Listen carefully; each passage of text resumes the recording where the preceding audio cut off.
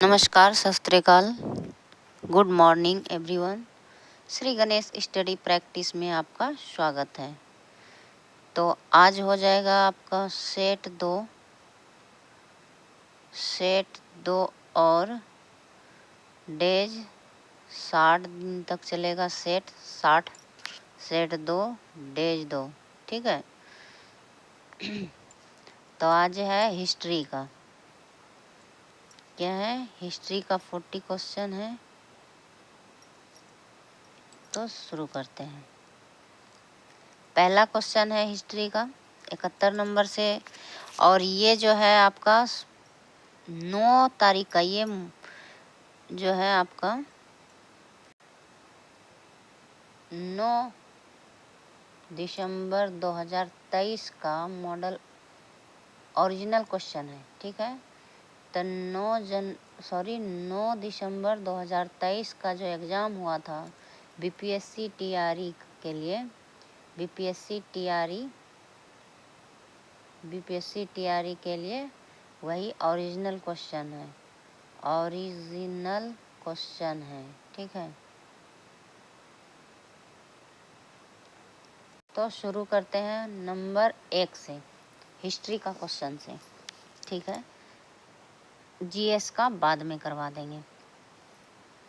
कौन से यूरोपीय देशों ने भौगोलिक खोज प्रारंभ की है जिससे अमेरिका, एशिया एवं अफ्रीका का औपनिवेशीकरण प्राप्त हुआ? यूरोपीय देशों ने भौगोलिक खोज प्रारंभ की, ठीक है। कौन से यूरोपीय देशों ने, जिसने कि अमेरिका, एशिया, अफ्रीका का उपनिवेशीकरण किया। अमेरिका उधर कोलंबस चला गया था, फिर एशिया यहाँ हमारे यहाँ आ गया था ये पुर्तगाली वास्को डी गामा, फिर अफ्रीका भी गए थे, अफ्रीका में दूसरे गए थे, यानी कि ये सब तो कौन थे, तो ये पुर्तगाली और स्पेन थे, ठीक है। तो ये पुर्तगाली, ए नंबर ऑप्शन बिल्कुल सही हो जाएगा। अगला क्वेश्चन है 72 नंबर। इसमें है प्रारंभिक भौगोलिक खोजों का परंपरागत मत क्या है? प्रारंभिक भौगोलिक खोजों का परंपरागत मत क्या है?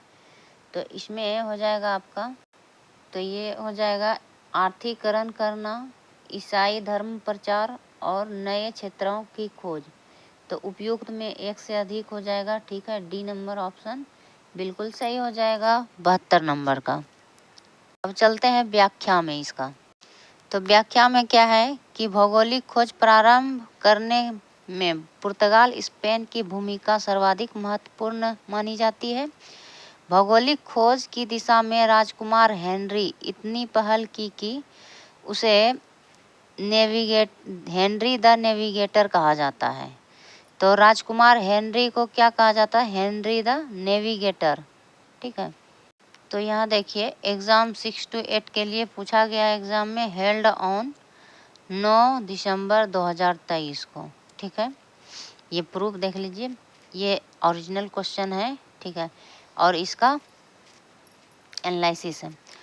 आगे है अगला पॉइंट, राजकुमार हेनरी के नाविकों के लिए, हेनरी ने क्या किया, नाविकों के लिए एक स्कूल खोला जिसका विद्यार्थी कोलंबस भी था।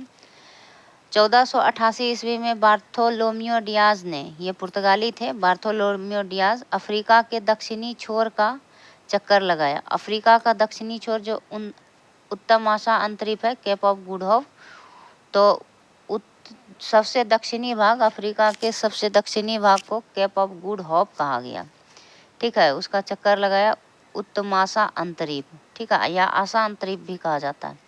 1498 में वास्को डी गामा भारत के लिए समुद्री मार्ग की खोज की। क्रिस्टोफर कोलंबस ने 1492 में पूर्व की ओर नई समुद्री मार्ग की खोज में एक द्वीप पहुँचे जिसे इंडीज समझा गया। वेस्ट इंडीज जो होता है ना पूर्व, तो अमेरिका के पूर्व में इंडीज समझा गया, लेकिन यह अमेरिका था, ठीक है। आगे है अमेरिगो वेसुपुसी के नाम से अमेरिका का नाम रखा गया। इटली के थे अमेरिगो वेसुपुसी। फर्डिनेंड मैगलन पृथ्वी का चक्कर करने वाला प्रथम समुद्री यात्री थे। तो फर्डिनेंड मैगलन का नाम याद रखना है। वो प्रथम व्यक्ति था जिसने समुद्री मार्ग से पूरी पृथ्वी का परिक्रमा किया था, पूरा चक्कर लगाया था। वहीं सर फ्रांसिस ड्रेक समुद्री मार्ग से विश्व की परिक्रमा की। ठीक है, फ्रांसिस ड्रेक ने समुद्री मार्ग से विश्व की परिक्रमा की। ठीक, और दूसरा नंबर क्वेश्चन का था 72 नंबर क्वेश्चन में कि प्राचीन काल में एशिया कई अत्यंत कीमती वस्तुओं के लिए यूरोप का स्रोत था। ठीक है, उसमें आर्थिक कारण भी हो जाएगा और आपका ईसाई धर्म का प्रचार भी हो जाएगा। ठीक है, तो इसमें क्या था, आर्थिकरण में क्या था, सिल्क, सूती कपड़े, जवाहरात, दवाइयाँ, अनाज, मसाले, ये एशिया के कई अत्यंत कीमती वस्तुओं के लिए यूरोप का स्रोत था। तो यहाँ से यूरोपवासी क्या क्या लेके जाते थे, सिल्क, सूती कपड़ा, जवाहरात, दवाइयाँ, अनाज और मसाला हमारे भारत से लेके जाते थे। स्पेन वासियों का आइबेरियन द्वीप में इस्लामी शक्ति पर विजय ने ईसाई धर्म प्रचार की प्रेरणा दी। तो स्पेन वासियों ने ही ईसाई धर्म का प्रचार प्रसार किया। आइबेरियन प्रायद्वीप में इस्लामी शक्ति पर जब ईसाइयों ने विजय प्राप्त कर लिया तो स्पेन वासियों ने आइबेरियन प्रायद्वीप में ईसाई धर्म का प्रचार की, इसे यहाँ से प्रेरणा मिली। आगे भौगोलिक खोज का मूल कारण आर्थिक था। ठीक है, पूरा मूल कारण तो आर्थिक कारण था, व्यापार करना था, लेकिन धर्म भी महत्वपूर्ण कारक बन गया आगे चलकर। पुनर्जागरण, धर्म सुधार, बौद्धिक ज्ञान, तार्किक ज्ञान को महत्व, तकनीकी विकास आदि ने भौगोलिक खोज को प्रभावशाली बनाया। तो पुनर्जागरण, धर्म सुधार, बौद्धिक ज्ञान, तार्किक ज्ञान को महत्व, तकनीकी विकास आदि भौगोलिक खोज को प्रभावशाली बनाया। अगला पॉइंट है कि स्पेन और पुर्तगाल के शासकों का भी इस भौगोलिक खोज में महत्वपूर्ण भूमिका रही है। अगला पॉइंट है भौगोलिक खोज में एशिया, अफ्रीका, लैटिन अमेरिका आदि क्षेत्रों में उपनिवेशवाद को जन्म दिया। अगला question 73 number question, Boston tea party की घटना कब हुई? तो बोस्टन टी पार्टी की घटना हुई थी 16 दिसंबर।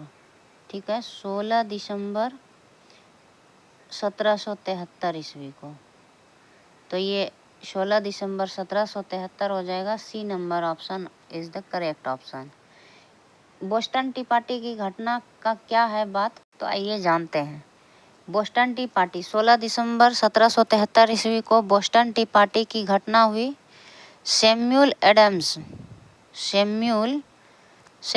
एडम्स के नेतृत्व वाले आंदोलनकारियों ने सैमुअल एडम्स के नेतृत्व में एक आंदोलन हुआ। उसी आंदोलनकारियों ने बोस्टन टी पार्टी की घटना की।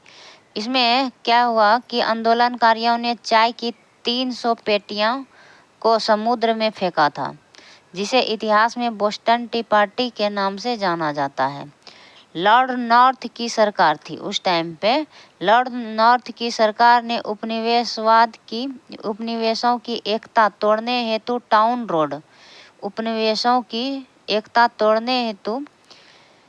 टाउन रोड अधिनियम 1767 के तहत लॉर्ड नॉर्थ की सरकार ने उपनिवेशों की एकता तोड़ने हेतु टाउन रोड अधिनियम 1767 टाउन रोड अधिनियम 1767 के तहत चाय को छोड़कर लगाए गए सभी करों को वापस ले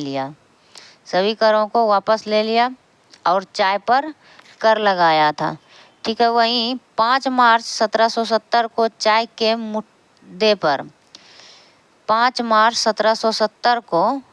मुद्दे पर बोस्टन बंदरगाह में आंदोलनकारियों और ब्रिटिश सेना के बीच संघर्ष हुआ था। ये कब घटना हुई थी?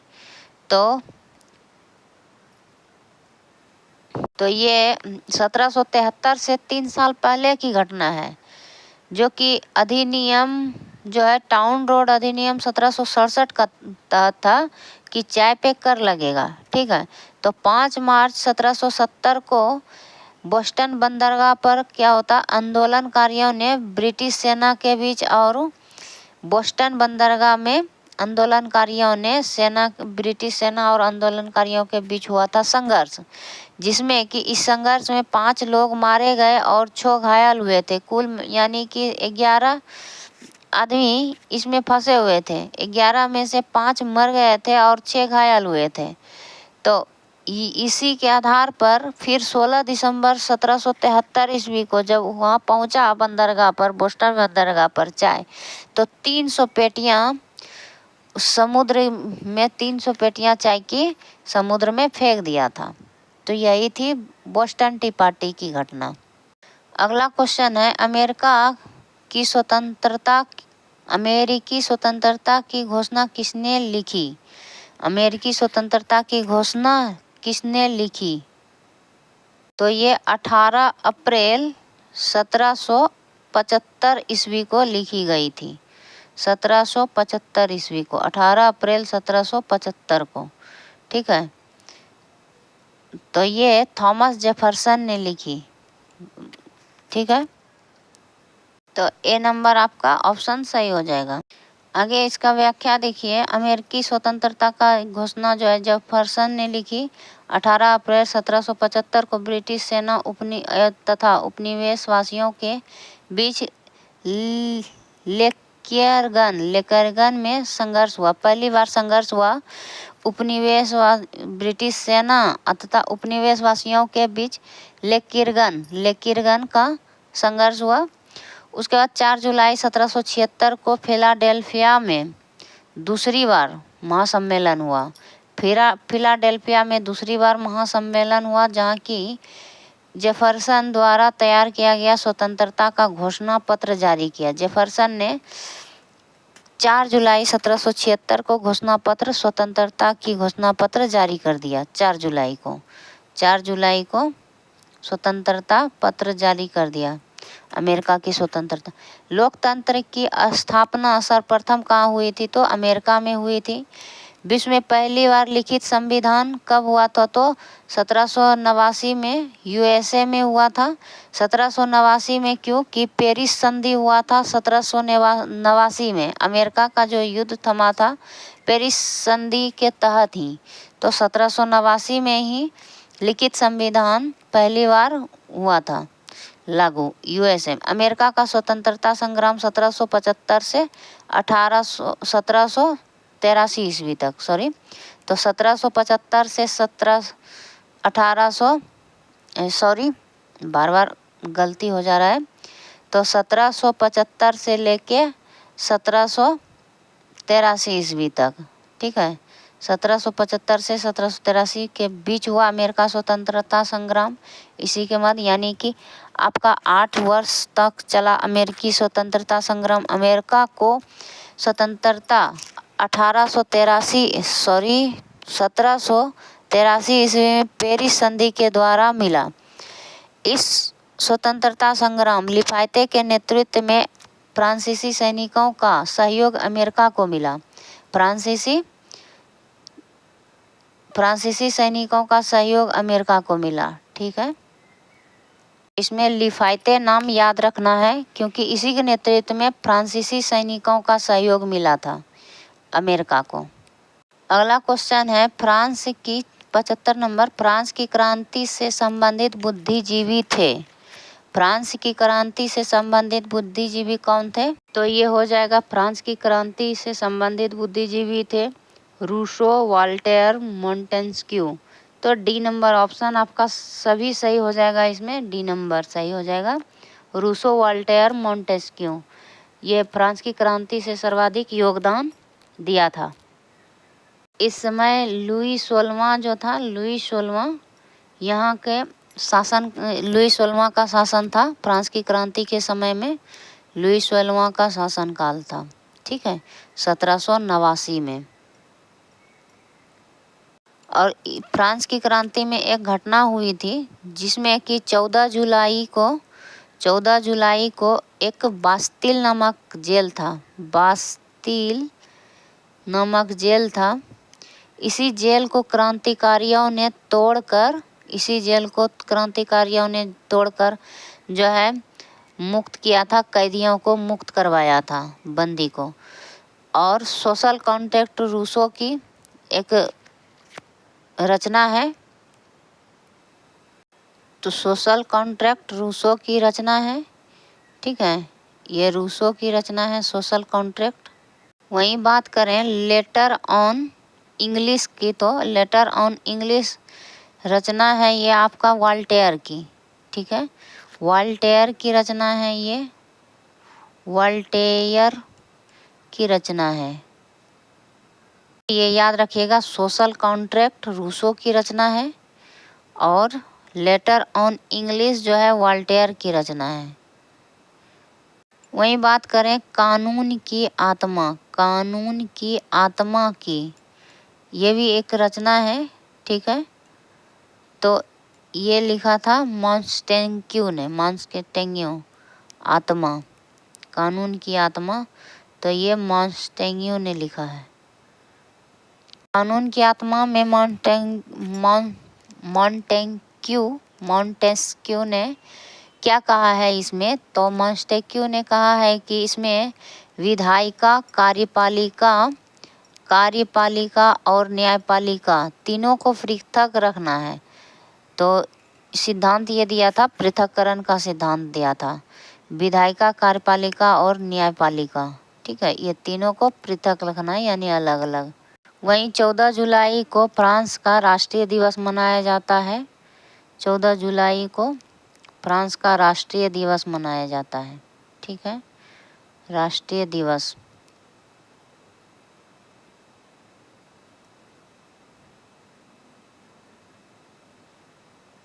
अगला क्वेश्चन है ग्रेट डिप्रेशन यानी कि महामंदी का काल था।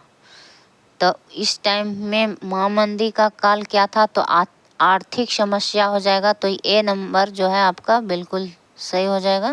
घटना कब हुई थी आर्थिक महामंदी या ग्रेट डिप्रेशन की, तो ये हुई थी 29 अक्टूबर 1929 को। ये 29 का जो खेला था ना, इसी टाइम पे हुआ था, ठीक है। 29 अक्टूबर 1929 को न्यूयॉर्क के न्यूयॉर्क में एक वाल्ट स्ट्रीट शहर है, वाल्ट स्ट्रीट शहर है, वाल्ट स्ट्रीट। यहीं पे क्या हुआ था, वाल्ट स्ट्रीट शहर में वाल्ट स्ट्रीट शेयर बाजार में शेयरों की कीमत क्या हुआ था, अचानक गिर गया था, शेयरों की कीमत अचानक गिर गया था शेयर। तो इसी से जिसे महान महामंदी कहा जाएगा या ग्रेट डिप्रेशन के नाम से जाना जाता है। अर्थशास्त्रियों के अनुसार क्रय शक्ति का बुनियादी असमान वितरण इस संकट का एक मुख्य कारण था। मतलब असमान वितरण था इस संकट का मुख्य कारण। इसका प्रभाव जो है भारत पर भी देखने को मिला था। देश में गेहूं की कीमत क्या हुआ था, 50% तक बढ़ गया था, ठीक है, कीमत घट गई थी 50% तक। आयात निर्यात घटकर लगभग आधे रह गए थे, आयात निर्यात में भी कमी हुआ था। 1931 में मंदी चरम पर थी और 1931 में जो है ये मंदी चरम पर थी। वहीं बात करें 1934 की, तो 1934 में ये मंदी जो है अपने चरम पर पहुंच गई थी, ये मंदी अपने चरम तक पहुंच गई थी और इसका प्रभाव जो है 1934 ईस्वी तक रहा था, ठीक है। अगला क्वेश्चन उलगुलान, ठीक है, 77 नंबर क्वेश्चन है। झारखंड क्षेत्र में उलगुलान विद्रोह के नायक थे। तो झारखंड क्षेत्र में उलगुलान विद्रोह के नायक कौन थे, तो ये उलगुलान विद्रोह कही है या बिरसा मुंडा विद्रोह कही है, उलगुलान विद्रोह या बिरसा मुंडा विद्रोह, ठीक है। ये विद्रोह बिरसा मुंडा विद्रोह या उलगुलान विद्रोह, तो ये हो जाएगा बिरसा मुंडा से संबंधित। तो आइए जानते हैं उलगुलान विद्रोह के बारे में। इनका नायक कौन थे? बिरसा मुंडा थे। उलगुलान विद्रोह को महान हलचल के नाम से भी जाना जाता है। ये कब हुआ? तो 1899 से 1900 ईस्वी के बीच में हुआ था। बिरसा मुंडा का जन्म तो 15 नवंबर 1875 ईस्वी को हुआ था। कहाँ हुआ था? रांची के उलिहातू गांव में हुआ था। 1875 याद रखिएगा, ठीक है। और मृत्यु कब हुआ था? तो 9 जून 1900 ईस्वी को हुआ था, रांची के जेल में। अभी भी वहाँ उनका फोटो लगा हुआ है, मतलब चित्र लगा हुआ है, और उसका मूर्ति भी बनाया गया है रांची का जेल में। ये सब दिखाता भी है। बिरसा मुंडा के गुरु वैष्णव संत आनंद पांडे थे। तो बिरसा मुंडा के गुरु कौन थे? संत आनंद पांडे थे। वैष्णव थे उनके गुरु आनंद पांडे।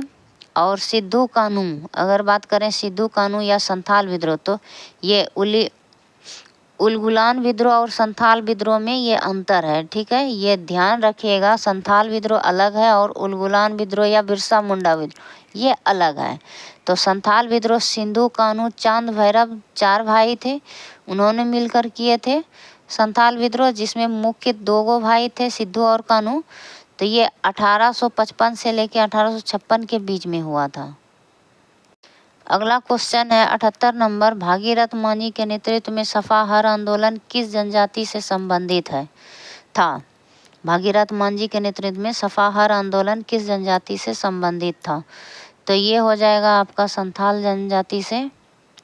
ऑप्शन नंबर बी सही हो जाएगा। सफाहर आंदोलन की बात करें तो 1868 ईस्वी को हुआ था, संथाल जनजातियों के द्वारा किया गया था, ठीक है। 1868 ईस्वी, ये ध्यान रखिएगा, 1868 ईस्वी में हुआ था सफाहर आंदोलन। और किसके नेतृत्व में? तो भागीरथ मांझी के नेतृत्व में हुआ था। और वहीं बात करें तो सफाहर आंदोलन का अर्थ क्या होता है? तो सिंह बोंगा के प्रति समर्पण, ठीक है। सिंह बोंगा के प्रति समर्पण हुआ। सफाहर आंदोलन को किसान आंदोलन के नाम से भी जाना जाता है। तो इसे सफाहर आंदोलन को किस आंदोलन के नाम से जाना जाता है?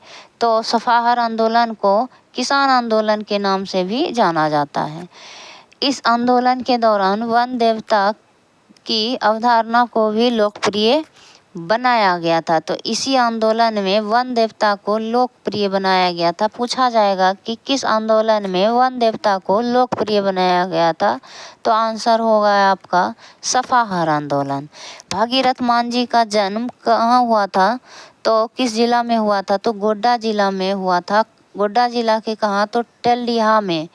खरवार जनजाति से संबंधित है। भागीरथ मांझी नहीं है, मतलब कि भागीरथ मांझी खरवार है, खरवार जनजाति से संबंधित हो। टेल्डिहा में जन्म हुआ था, खरवार जनजाति में, ठीक है। बात करें भागीरथ मांझी की, तो इन्हें बाबा जी के नाम से भी जाना जाता है। खरवार आंदोलन 1874 ईस्वी में इन्हें चलाया गया था, ठीक है। खरवार आंदोलन कब चलाया गया था? तो 1874 में। सफाहर आंदोलन इसके पहले हुआ था, 1868 में सफाहर आंदोलन हुआ था। फिर 1874 में खरवार आंदोलन चलाया गया था। चुआर विद्रोह का बात करें तो चुआर विद्रोह का नेतृत्व 1769 से लेके 1778 ईस्वी तक रघुनाथ महतो ने किया था, ठीक है। ये ध्यान रखिएगा, रघुनाथ महतो से संबंधित प्रश्न अगर पूछा जाएगा तो 1769 से लेके 1778 ईस्वी तक, यानी 10 वर्षों तक, 69 से लेके 78 तक चला था। कौन सा विद्रोह था? तो ये चुआर विद्रोह था। चुआर विद्रोह के बारे में आप ध्यान दीजिएगा, 1769 से लेके 1778 ईस्वी तक, 1769 से लेके 1778 ईस्वी तक, ठीक है। आगे चलिए। तो रघुनाथ महतो के द्वारा चुआर विद्रोह को कब से कब तक चलाया था? तो 69 से लेके 78 ईस्वी तक, 1700 याद रखिएगा इसमें, ठीक है। वहीं चुआर विद्रोह का नेतृत्व फिर दूसरा चरण हुआ था, कब से कब तक? तो 1798 से लेके 1799 तक। तो इसमें भी 98, 99, यानी कि 2 साल तक चला था 98-99 में। इसका नेतृत्व 98-99 में किसने किया था? तो दुर्जन सिंह ने किया था। चुआर विद्रोह का दूसरी बार नेतृत्व 1798-99 में किसने किया था? तो दुर्जन सिंह ने किया था। फिर चुआर विद्रोह तीसरा चरण चला था। तो चुआर विद्रोह क्या हुआ? कई चरणों में चला था। तो तीसरी चरण कब हुआ था? तो 1805 ईस्वी में चुआर विद्रोह का तीसरा चरण चला था। तो ये याद रखिएगा। तो चुआर विद्रोह 1769 से लेके 1805 ईस्वी तक चला था। तो ये ध्यान दीजिएगा। इसका नेतृत्वकर्ता रघुनाथ थे और दूसरा थे दुर्जन सिंह। और यह विद्रोह मेदिनीपुर से लेके हजारीबाग तक चला था। कहाँ से कहाँ तक? मेदिनीपुर से लेके हजारीबाग तक चला था तथा बांकुड़ा से चाईबासा तक चला था। ठीक है, ये ध्यान। मेदिनीपुर से हजारीबाग, बांकुड़ा से चाईबासा तक फैली हुई थी यह विद्रोह। अगला क्वेश्चन है, ब्रिटिश काल में भारतीय हस्तशिल्प उद्योग के पतन का कारण था। तो ब्रिटिश काल में भारतीय हस्तशिल्प उद्योग का पतन का क्या कारण था? तो ये तीनों आपका सही हो जाएगा। मशीन से निर्मित वस्तुओं से प्रतिस्पर्धा, यानी कि भारतीय हाथ से बने वस्तुओं से प्रतिस्पर्धा मशीन से निर्मित वस्तुओं से प्रतिस्पर्धा होने लगी। ब्रिटिश में बनी मशीन से निर्मित वस्तु और भारत में बनी हाथ से निर्मित हस्तशिल्प वस्तुएं भारत में। तो इससे क्या हुआ? प्रतिस्पर्धा दोनों में होने लगा। तो ये हुआ पहला कारण। सही है, भारत में ब्रिटिश सरकार की दमनकारी नीति। और ये भी आपका सही हो जाएगा, भारतीय वस्तुओं पर अत्यधिक कर। ये भी आपका सही हो जाएगा। तो ये कब से कब तक हुआ था? तो 1765 से लेके 1785 ईस्वी तक चला था। 1765 से 1785 ईस्वी तक क्या हुआ था कि ब्रिटिश काल में भारतीय हस्तशिल्प उद्योग के पतन का कारण हुआ था। भारतीय हस्तशिल्प, तो इसका ऑप्शन नंबर डी सभी सही हो जाएगा। तो आगे है, 1765 से लेके 1785 के बीच अनेक वैज्ञानिक आविष्कार हुए। कताई की machine, steam engine, power loom, water frame आदि मशीन निर्मित हुई। ब्रिटिश वस्तुओं का भारत में हाथ से निर्मित वस्तुओं ने प्रतिस्पर्धा नहीं कर सका। वहीं है 1813 के चार्टर अधिनियम के तहत ब्रिटेन ने मुक्त व्यापार की नीति अपनाई। चाय और चीन से व्यापार को छोड़कर कंपनी का भारतीय क्षेत्रों पर व्यापार का एकाधिकार समाप्त कर दिया गया। 1813 के बाद अतिरिक्त निर्यात के अलावा कंपनी ने होम चार्जेस भी लागू कर दिए। 1813 के बाद अतिरिक्त निर्यात के अलावा अन्य खर्चों के अतिरिक्त चार्जेस में भारतीय ऋण पर ब्याज भी शामिल हो गया। भारतीय ऋण पर ब्याज भी शामिल कर दिया गया। भारत में ब्रिटिश शासन काल में सर्वाधिक क्षति हस्तशिल्प उद्योग को उठाना पड़ा, विशेषकर सूती वस्त्र की उद्योग। विशेषकर किस में? तो सूती वस्त्र के उद्योग में। भारत का प्राचीनतम उद्योग सूती वस्त्र ही रहा है। ठीक है, ब्रिटेन का आर्थिक नीति भारत में ब्रिटिश हित को ध्यान में रखकर बनाया गया। ब्रिटेन का आर्थिक नीति भारत में ब्रिटेन के हितों को ध्यान में रखकर बनाया गया था। आगे है, ब्रिटेन में औद्योगिक क्रांति की शुरुआत सूती वस्त्र के प्रारंभ से हुआ था। ठीक है, औद्योगिक क्रांति की शुरुआत ब्रिटेन में सूती वस्त्र उद्योग के प्रारंभ से हुआ था। ब्रिटिश तट कर नीति ब्रिटेन के उद्योग के हित में रखकर तैयार किया जाता था। ठीक है, अगला है कि भारतीय को कच्चा माल का स्रोत ब्रिटेन के निर्मित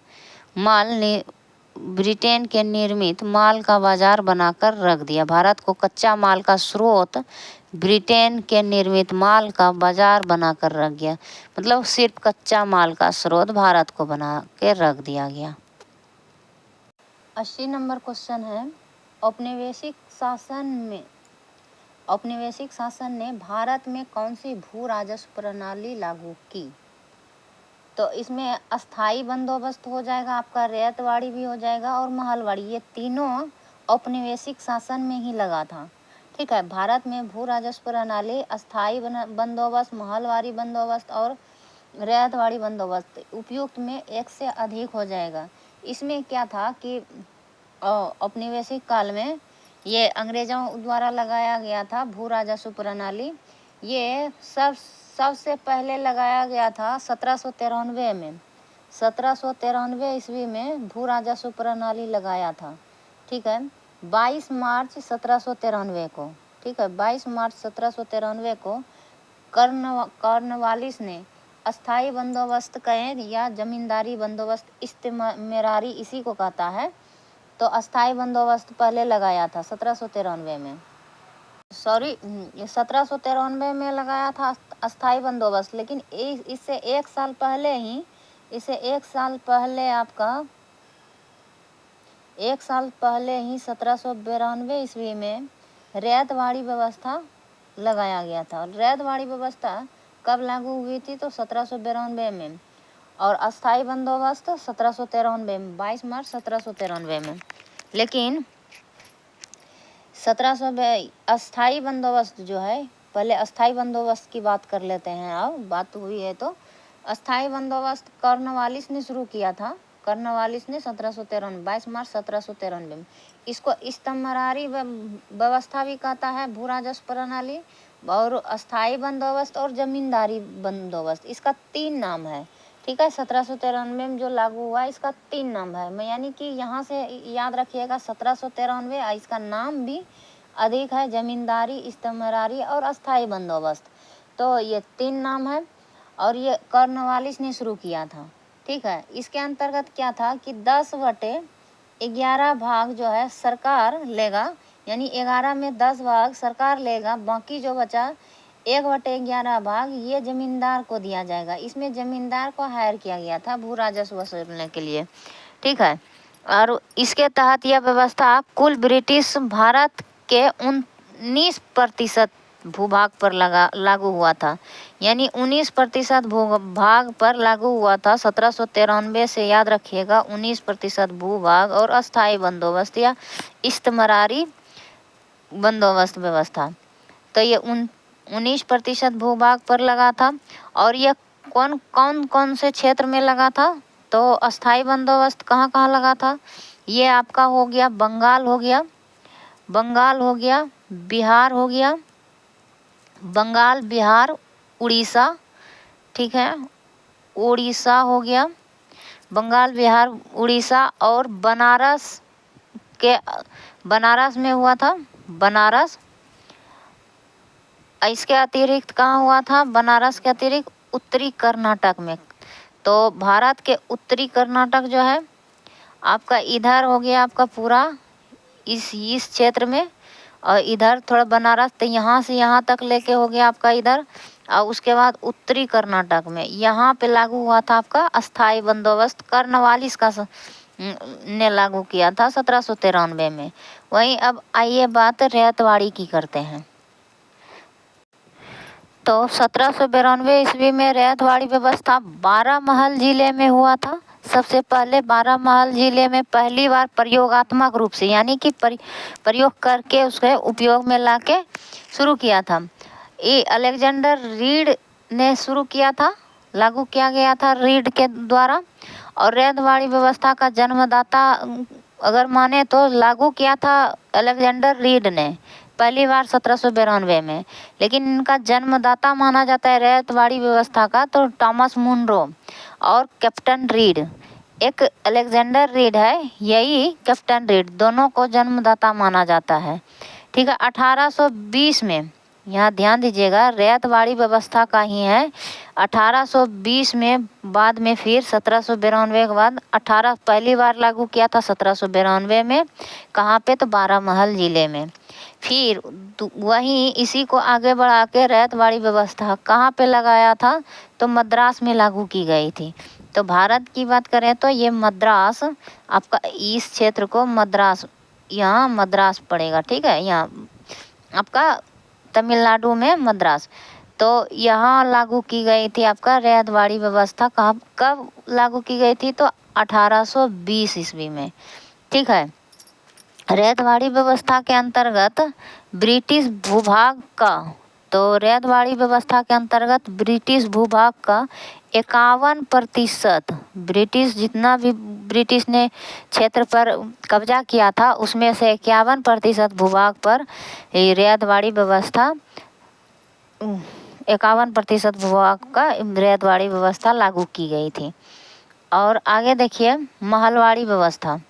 महलवाड़ी व्यवस्था जो है इनका जनक हॉल्ट मैकेंजी को, महलवाड़ी से हॉल्ट मैकेंजी याद रखिएगा, माना जाता है। इसने 1819 के अपने प्रतिवेदन में महलवाड़ी व्यवस्था का सूत्रपात किया था।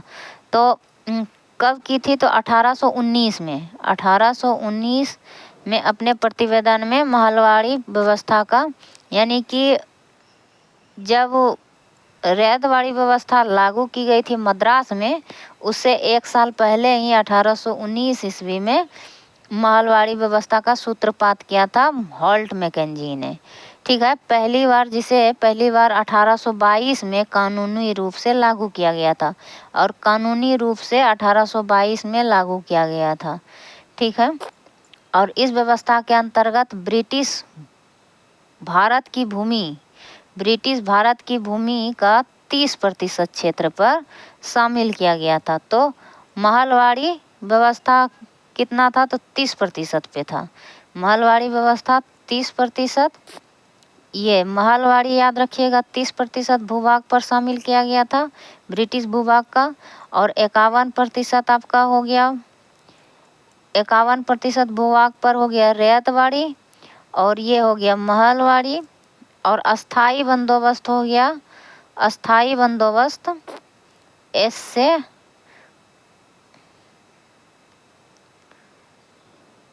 तो इसमें आपका हो जाएगा 19% भूभाग पर। ठीक है, तो ये ध्यान रखिएगा 19% भूभाग पर। अगला क्वेश्चन है, लेनिन द्वारा मांगी गई अप्रैल थीसिस कहलाती है, क्या कहलाती है? लेनिन द्वारा मांगी गई अप्रैल थीसिस, इनके द्वारा क्या हुआ था? प्रथम विश्व युद्ध समाप्त होना चाहिए, ये भी मांग लेनिन के द्वारा किया गया था। कृषकों को भूमि हस्तांतरण होना चाहिए, जितना भूमि पर कब्जा किया गया था तो उसे दे दिया जाए, कृषकों को भूमि हस्तांतरण, और बैंकों का राष्ट्रीयकरण होना चाहिए। तो आपका डी नंबर ऑप्शन बिल्कुल सही है। और इसके अंतर्गत अगला पॉइंट है कि 16 अक्टूबर 1917 को लेनिन ने पेट्रोग्राद और वेल्सेविक पार्टी को सत्ता पर कब्जा करने हेतु राजी कर लिया था। ठीक है, पेट्रोग्राद सोवियत और बोल्शेविक पार्टी को सत्ता पर कब्जा करने के लिए कब राजी किया था? तो 16 अक्टूबर 1917 को।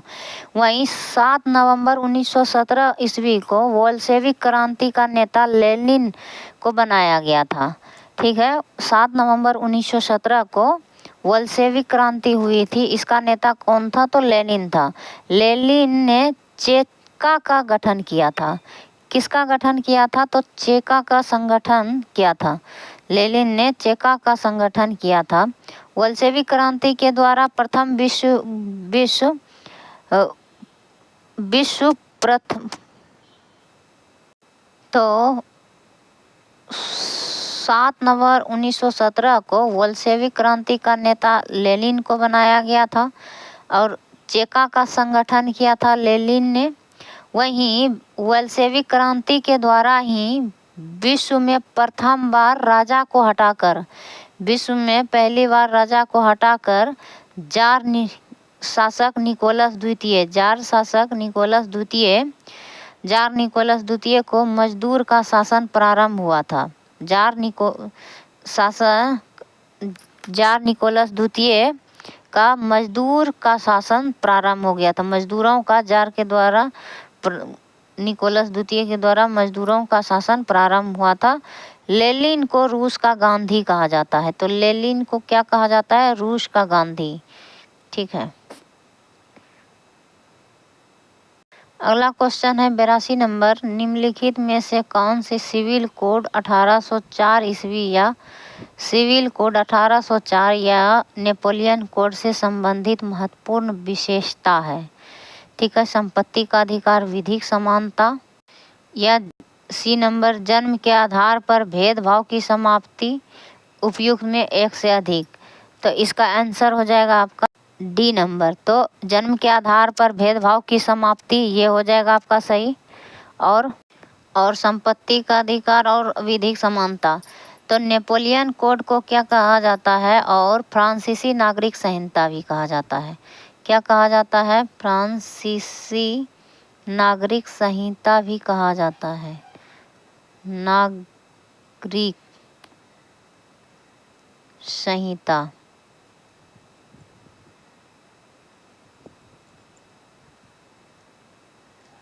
इसकी स्थापना कब हुई थी? तो 22 मार्च 1804 ईस्वी को हुई थी।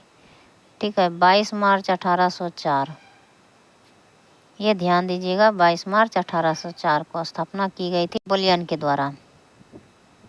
नेपोलियन को ही फ्रांस का जनक, आधुनिक फ्रांस का जनक माना जाता है।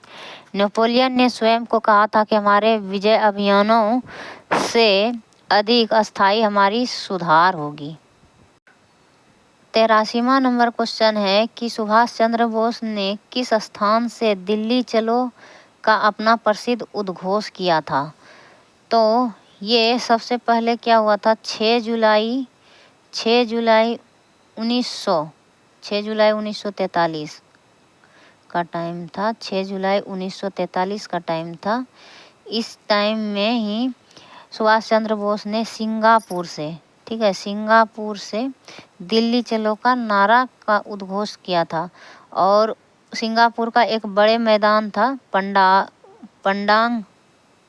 तो सिंगापुर का एक बड़े मैदान पंडांग थे। ठीक है, पंडांग, यहीं से ये नारा दिया था दिल्ली चलो का। 6 जुलाई 1944 को, एक साल बाद ही 6 जुलाई, आगे देखिए इनके बारे में पूरी व्याख्या। 6 जुलाई 1943 को सुभाष चंद्र बोस ने सिंगापुर के एक बड़े मैदान पंडांग में अपना प्रसिद्ध नारा दिल्ली चलो का उद्घोष किया था। 6 जुलाई 1944 को, एक साल बाद, फिर सुभाष चंद्र बोस ने रेडियो पर बोलते हुए गांधी जी को संबोधित किया और उन्हें राष्ट्रपिता, एक साल बाद ही राष्ट्रपिता गांधी जी को राष्ट्रपिता का उपाधि दी। उसके बाद है अगला पॉइंट, 1 सितंबर 1942 को आज़ाद हिंद फौज की पहली डिवीज़न का गठन कैप्टन मोहन सिंह के नेतृत्व में किया। तो कैप्टन मोहन सिंह और सुभाष चंद्र बोस दोनों ने मिलकर इनका गठन किया। किनका? तो आज़ाद हिंद फौज का। किसका गठन किया? 1942 में, 1 सितंबर 1942 में आज़ाद हिंद फौज का गठन किया। नेतृत्व कौन कर रहे थे? तो मोहन सिंह ने कर रहे थे आज़ाद हिंद फौज का नेतृत्व। इसी के नेतृत्व में आज़ाद हिंद फौज का गठन करवाया गया सुभाष चंद्र बोस के द्वारा, पहली डिवीज़न का। उसके बाद 2 जुलाई 1943 को, ठीक है, 2 जुलाई 1943 को सुभाष चंद्र बोस सिंगापुर पहुंचे थे 2 जुलाई को, और 6 जुलाई को दिल्ली चलो का नारा दिया था। तो 4 दिन बाद यानी सिंगापुर पहुंचे और इन्हें आज़ाद हिंद फौज का सर्वोच्च सेनापति 4 जुलाई 1943 को बना दिया गया। 2 जुलाई को पहुंचा, 2 दिन बाद सर्वोच्च सेनापति बनाया गया, और 6 जुलाई 2 दिन बाद फिर 6 जुलाई को दिल्ली चलो का नारा दिया गया सिंगापुर से। अगर पूछा जाएगा कि आज़ाद हिंद फौज का विचार सबसे पहले किसके मन में आया था? तो मोहन सिंह के मन में आया था। ठीक है, वे ब्रिटिश सेना की भारतीय अधिकारी थे। ठीक है, आज़ाद हिंद फौज का विचार सबसे पहले मोहन सिंह के मन में आया था। ये ब्रिटिश सेना का भारतीय अधिकारी थे मोहन सिंह। तो ये ध्यान रखिएगा ये फैक्ट। अगला क्वेश्चन है, किस कांग्रेस सत्र में असहयोग आंदोलन का संकल्प लिया गया? असहयोग आंदोलन का संकल्प लिया गया किस कांग्रेस अधिवेशन में? तो इसका आंसर हो जाएगा आपका नागपुर अधिवेशन में। दिसंबर 1920 में इसका व्याख्या है कि दिसंबर 1920 में कांग्रेस के नागपुर अधिवेशन में असहयोग आंदोलन का संकल्प लिया गया। गांधी जी ने 1 अगस्त 1920 को असहयोग आंदोलन शुरू किया। असहयोग आंदोलन से संबंधित कांग्रेस के विजयवाड़ा अधिवेशन में 31 मई 1921 ईस्वी में ध्वज को स्वीकार कर लिया गया। विजयवाड़ा अधिवेशन में ध्वज को स्वीकार किया गया 31 मई 1921 ईस्वी को विजयवाड़ा अधिवेशन में जो है ध्वज को स्वीकार कर लिया गया। 22 सितंबर 1921 में ही फिर मदुरै से गांधी जी ने धोती कुर्ता पहनना जो है छोड़ दिया था। तो ये पूछेगा कहाँ वो धोती कुर्ता छोड़ना और कब धोती कुर्ता पहनना छोड़ दिया, तो 22 सितंबर 1921 से धोती कुर्ता कहाँ से छोड़ा गया, तो मदुरै से। गांधी जी और मदुरै से धोती कुर्ता पहनना छोड़ के लंगोटी पहनना शुरू किया 22 सितंबर से 1921 से। ठीक है, 22 सितंबर 1921 मतलब 22 यानी 22 सितंबर 1921, ये ध्यान दीजिएगा। और आजीवन अर्धनग्न फकीर रहने का संकल्प लिया। वहीं 5 फरवरी 1922 को जो है संयुक्त प्रांत में यूपी में गोरखपुर जिले में यूपी का चौरा चौरी नामक स्थान पर आंदोलनकारियों ने चौरा चौरी कांड हुआ था। आंदोलनकारियों और पुलिस के बीच हिंसक घटना हुआ था। वहीं 12 फरवरी को असहयोग आंदोलन फिर वापस ले लिया गया था। 12 फरवरी 1922 को असहयोग आंदोलन गांधी जी द्वारा वापस ले लिया गया। सितंबर 1920 में कांग्रेस का विशेष अधिवेशन कलकत्ता में हुआ था।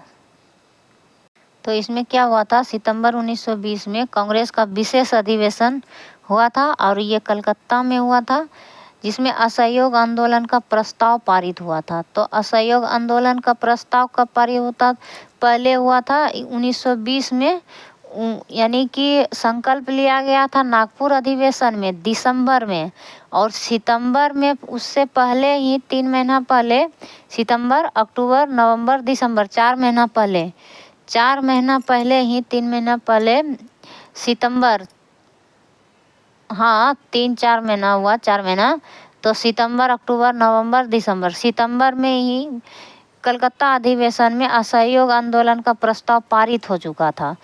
और 4 महीना बाद दिसंबर में नागपुर अधिवेशन में संकल्प लिया कि असहयोग आंदोलन करना है। ठीक है, इसकी अध्यक्षता कलकत्ता अधिवेशन का विशेष अधिवेशन लगाया गया था सितंबर में, तो इसकी अध्यक्षता किसने की थी, लाला लाजपत राय ने। ठीक है, कलकत्ता अधिवेशन का विशेष अधिवेशन का अध्यक्षता लाला लाजपत राय ने किए थे।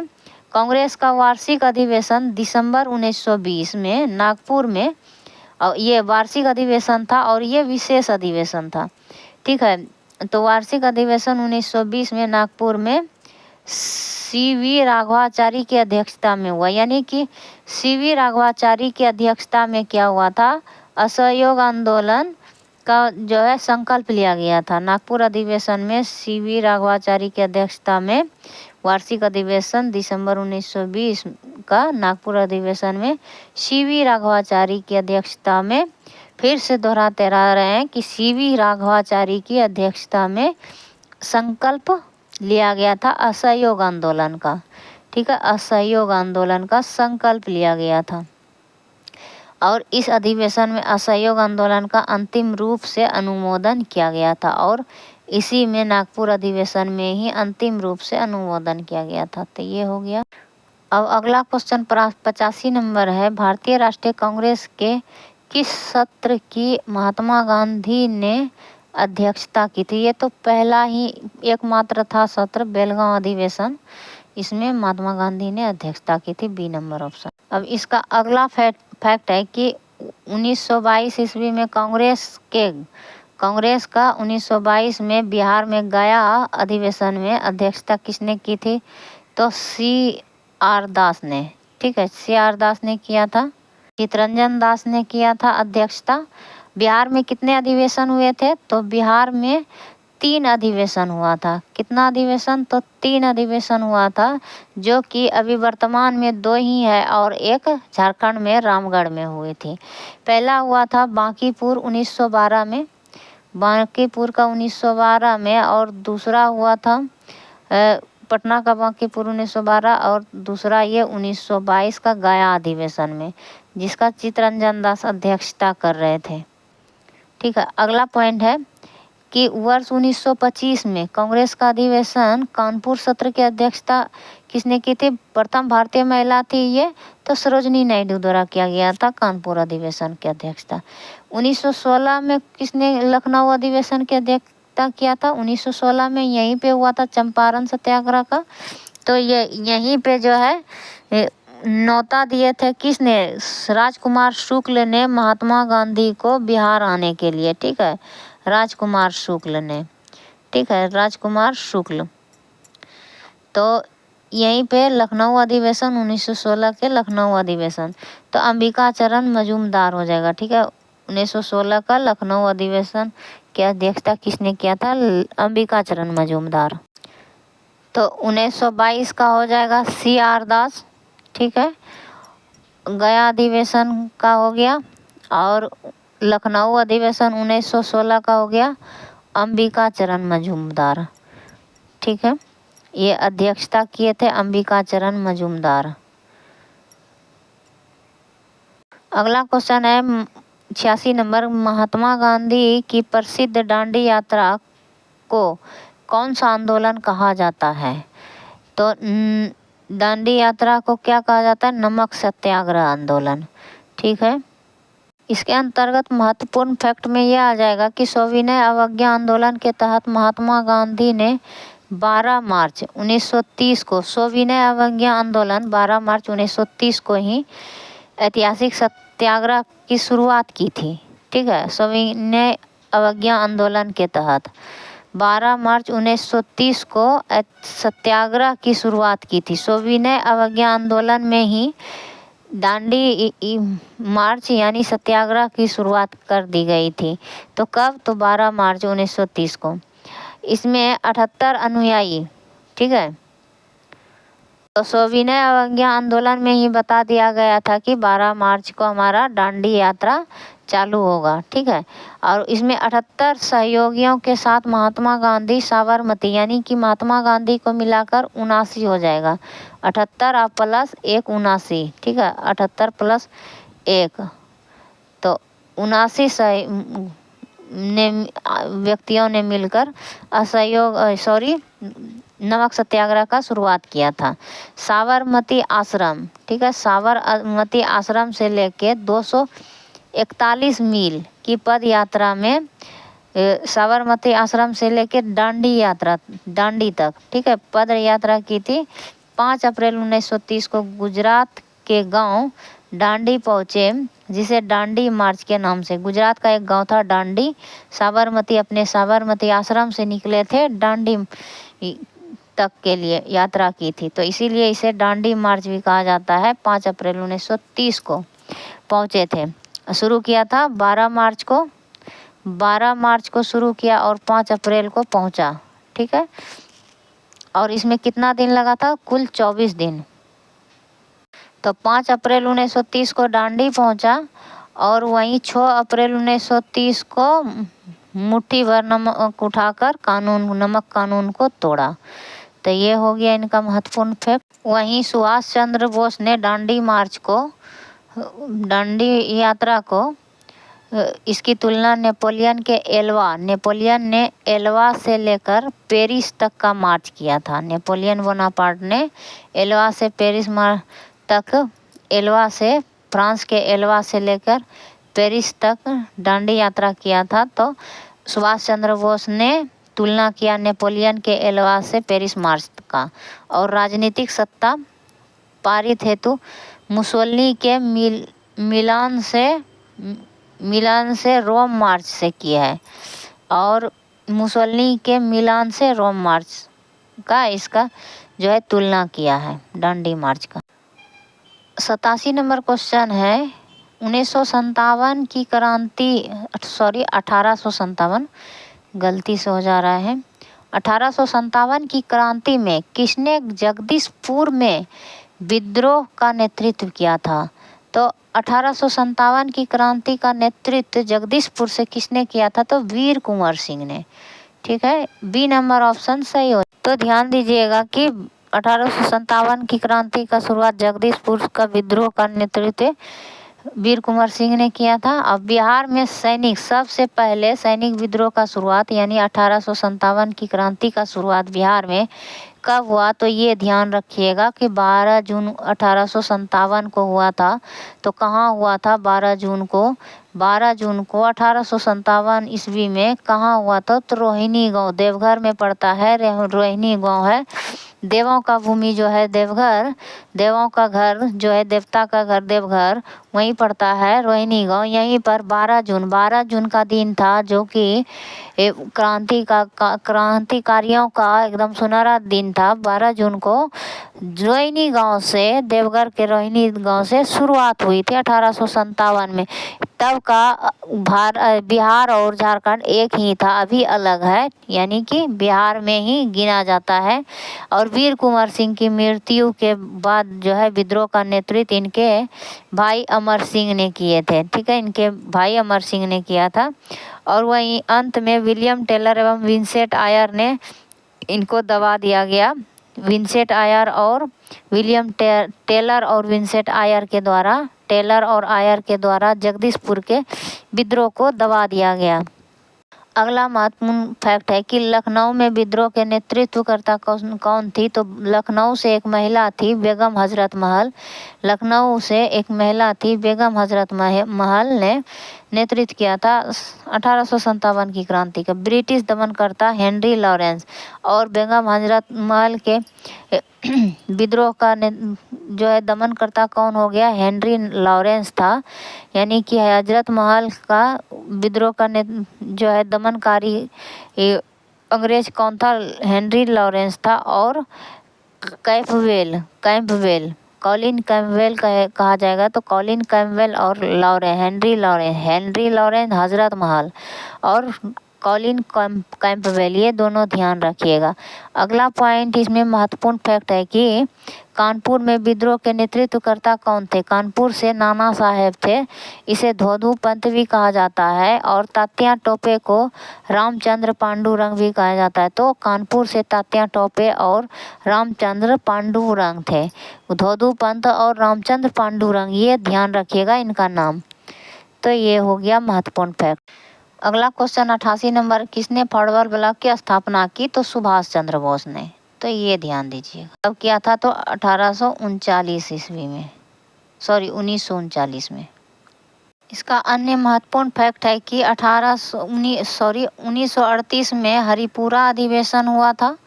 हरिपुरा अधिवेशन 1938 ईस्वी में, और इनका भी अध्यक्ष था सुभाष चंद्र बोस। और 1939 में त्रिपुरी अधिवेशन हुआ था। इसी में सुभाष चंद्र बोस ने गांधी जी का पसंदीदा उम्मीदवार था पट्टाभी सीतारमैया, इनके तरफ से खड़े हुए थे और इन्हीं को हराकर दूसरी बार अध्यक्ष चुने गए थे सुभाष चंद्र बोस, जिसे गांधी जी ने अपनी व्यक्तिगत हार बताया। चुनाव के पश्चात अधिवेशन में पारित प्रस्ताव द्वारा अध्यक्ष को गांधी जी के इच्छा अनुसार कार्य समिति के सदस्य नियुक्त करने को कहा गया, परंतु गांधी जी ने सलाह देने से इनकार कर दिया। ऐसी स्थिति में सुभाष चंद्र बोस अप्रैल 1939 ईस्वी के कांग्रेस के अध्यक्ष पद से अप्रैल में फिर अध्यक्ष पद से इस्तीफा दे दिया। इनकी जगह डॉक्टर राजेंद्र प्रसाद को कांग्रेस अधिवेशन के अध्यक्ष बनाया गया। किसने वाक्यांश स्वराज हमारा जन्मसिद्ध अधिकार है? तो किसने ये नारा दिया था? स्वराज हमारा जन्मसिद्ध अधिकार है। तो ये बाल गंगाधर तिलक के द्वारा दिया गया था। ए नंबर ऑप्शन सही हो जाएगा। तो ये 1916 में दिया गया था। ठीक है, 1916 में होम रूल आंदोलन के दौरान ही दिया गया था। और तिलक का जो है क्षेत्र था, होम रूल आंदोलन का क्षेत्र था कर्नाटक था। कर्नाटक के बाद हो गया पूरा महाराष्ट्र, यानी बम्बई को छोड़कर पूरा महाराष्ट्र। तो कर्नाटक, महाराष्ट्र ये, और मध्य प्रांत था, बरार क्षेत्र भी था, बरार और मध्य प्रांत, मध्य प्रांत क्षेत्र। तो इनके तिलक के अंतर्गत आते थे। ये होम रूल आंदोलन के क्षेत्र था। और यह घोषणा कब की गई थी? तो होम रूल आंदोलन का तो 1916 में ही बेलगांव अधिवेशन, बेलगांव में की गई थी। ठीक है, बेलगांव अधिवेशन नहीं, बेलगांव में हुए प्रांतीय सम्मेलन में 1916 में बेलगांव में हुआ था प्रांतीय सम्मेलन, कर्नाटक के बेलगांव में। तो वहीं घोषणा किया गया था कि होम रूल आंदोलन हम करेंगे। अगला क्वेश्चन है, किसने अवध किसान सभा की स्थापना की थी? अवध किसान सभा, ये ध्यान दीजिए, अवध किसान सभा की स्थापना की थी। यूपी में है अवध। ठीक है, ये बाबा रामचंद्र दास, अवध, यूपी अवध से बाबा रामचंद्र, अवध से ध्यान रखिएगा बाबा राम। ठीक है, राम जी अवध। ठीक है, तो अवध के राम थे, तो ये हो गया बाबा रामचंद्र दास। तो ये कब किए थे? बाबा रामचंद्र दास ने अवध किसान सभा की स्थापना तो 1920 ईस्वी में अवध किसान सभा की स्थापना की थी। और किसान सभा का, अवध किसान सभा का मुख्य केंद्र कौन था? रूर गांव था। रूर एक गांव था प्रतापगढ़ का रूर गांव था, रूर गांव, वहीं से यह मुख्य केंद्र बना अवध किसान सभा। और यह किस लिए किया गया था? इस सभा ने किसानों से बेदखली और बेगारी न करने की अपील की थी, और भूमि न जोतने की अपील की थी। किसानों से भूमि न जोतना, बेगारी न करना, और क्या है कि सभा के किसानों से बेदखली, ये सब करने के लिए अपील की थी बाबा रामचंद्र दास ने किसानों से। इसके अंतर्गत क्या था? अवध किसान सभा के अंतर्गत आइए महत्वपूर्ण फैक्ट जानते हैं। तो इस सभा ने किसानों से बेदखली, भूमि न जोतने, बेगार न करने की अपील की। मुख्य केंद्र प्रतापगढ़ का रूर गांव था। अवध क्षेत्र में सर्वप्रथम किसानों को जमींदारों और तालुकदारों के शोषण के विरुद्ध संगठित करने का प्रयास होम रूल के सदस्यों ने किया था। ठीक है, अवध के क्षेत्र में सर्वप्रथम किसानों को जमींदारों और तालुकदारों शोषण के विरुद्ध में संगठित करने का प्रयास किया था। किसने किया था? होम रूल लीग के सदस्य थे, उसी ने। 1918 में, वर्ष 1918 में जो खेड़ा सत्याग्रह हुआ था, गौरी शंकर मिश्र, 1918 में गौरी शंकर मिश्र और इंद्र नारायण द्विवेदी के प्रयासों से, ये दो नाम अवध किसान सभा का गठन से, मतलब ध्यान रखिएगा किसान सभा का। तो एक गौरी नारायण मिश्र और दूसरा गौरी शंकर मिश्र और इंद्र नारायण द्विवेदी के प्रयासों से उत्तर प्रदेश किसान सभा का गठन किया गया था। ठीक है, यूपी उत्तर प्रदेश किसान सभा का गठन किया गया था 1918 ईस्वी में। वही बात करें तो 1918 में गौरी नारायण मिश्र और इंद्र नारायण द्विवेदी, गौरी शंकर मिश्र तो यूपी किसान सभा का गठन किया गया। वही 1919 ईस्वी में किसानों द्वारा विरोध की सबसे अधिक संगठित नाई धोबी बंद। ठीक है, किसानों द्वारा विरोध में किसान ने ही विरोध किया था 1919 में नाई धोबी बंद सामाजिक बहिष्कार आंदोलन चलाया था। किसान ने ही नाई धोबी बंद चलाया था, सामाजिक बहिष्कार आंदोलन। ये सामाजिक बहिष्कार आंदोलन 1919 का था, नाई धोबी बंद 1919।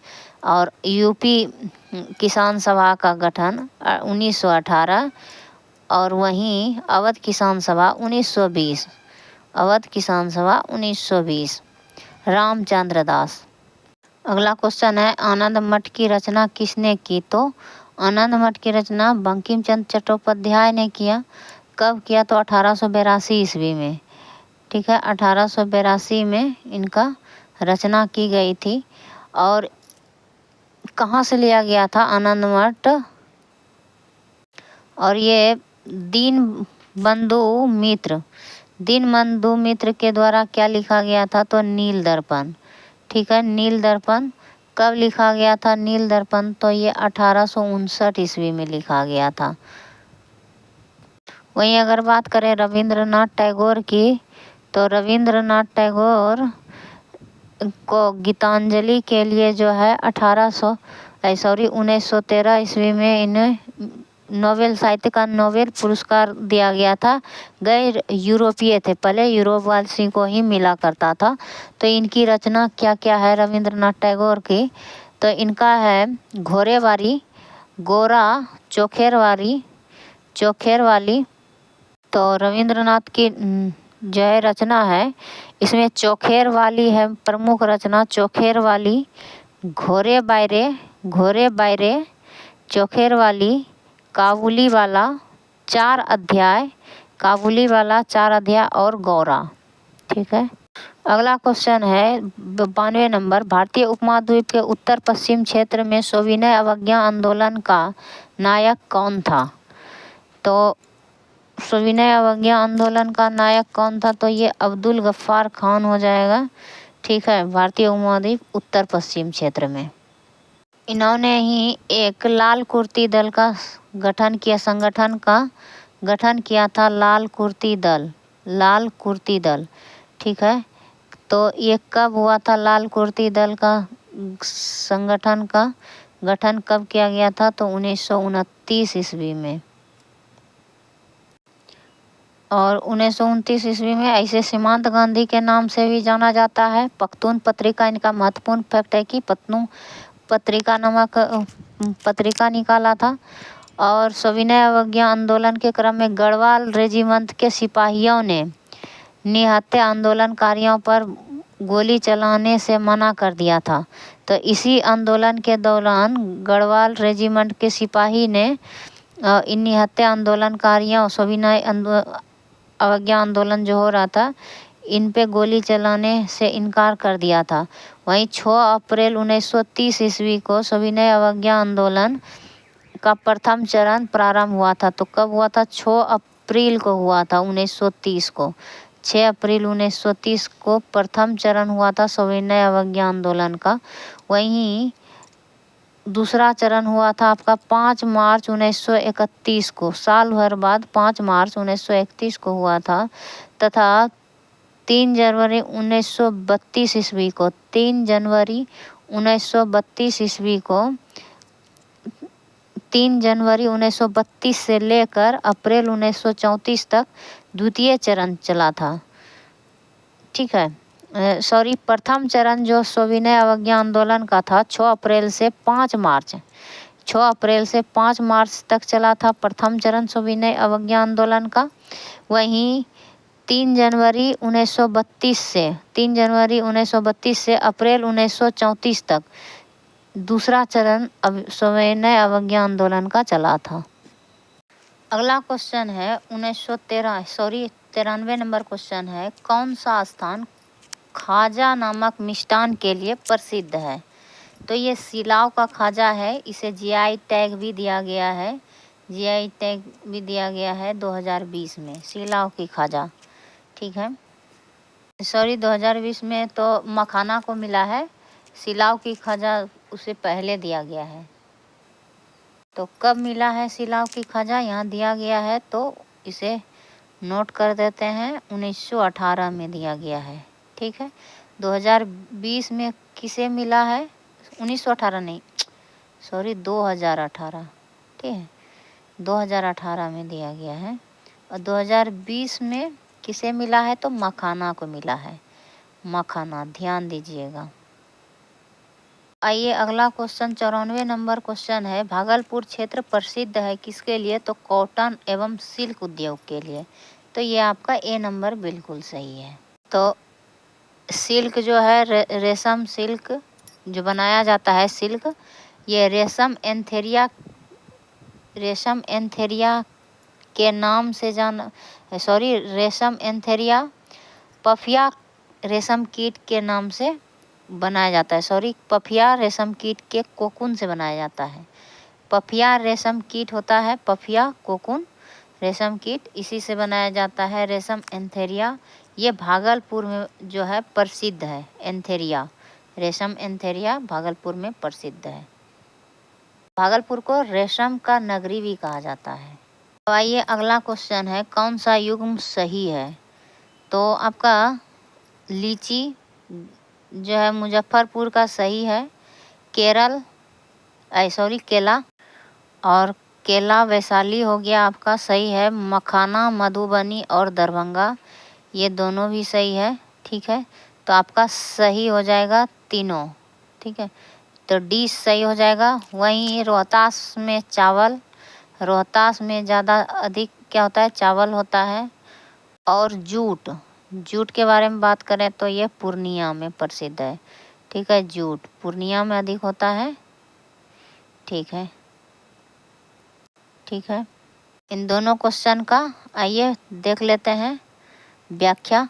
ये देखिए 94 नंबर का व्याख्या है कि भागलपुर को रेशम नगरी के नाम से जाना जाता है। भागलपुरी रेशम एंथेरिया पफिया रेशम कीट के कोकून से बनाया जाता है। भागलपुरी रेशम एंथेरिया पफिया रेशम कीट से बनाया जाता है। बिहार में तसर रेशम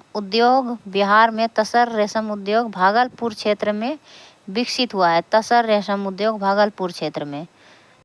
वहीं मूंगा रेशम असम क्षेत्र में होता है, मूंगा रेशम। ठीक है, और विशिष्ट है एरी रेशम मेघालय में होता है, एरी रेशम। और एरी रेशम मेघालय और नागालैंड में उगाया जाता है, एरी रेशम। शहतूत रेशम जो है भारत में उत्पादित कुल रेशम का लगभग 70% होता है। शहतूत रेशम भारत में उत्पादित 70% उत्पादन होता है शहतूत रेशम का, जिसमें कर्नाटक शहतूत रेशम का बड़ा उत्पादक है। तो कर्नाटक में होता है शहतूत रेशम सबसे अधिक। ठीक है, और अगला देखिए, सही मिलान में लीची मुजफ्फरपुर, केला वैशाली, मखाना मधुबनी, दरभंगा, जूट पूर्णिया, चावल रोहतास। बिहार के 6 कृषि उत्पाद, यानी अभी तो बढ़ गया है। ठीक है, ये पहले का ही है, 2024 का है। तो जीआई टैग मिल चुका है जर्दालू, आम, कतरनी चावल, नवादा का ध्यान रखिएगा। मगही पान नवादा का है। मिथिला क्षेत्र मखाना, मुजफ्फरपुर शाही लीची, पश्चिमी चंपारण मरचा चावल, ये ध्यान रखिएगा।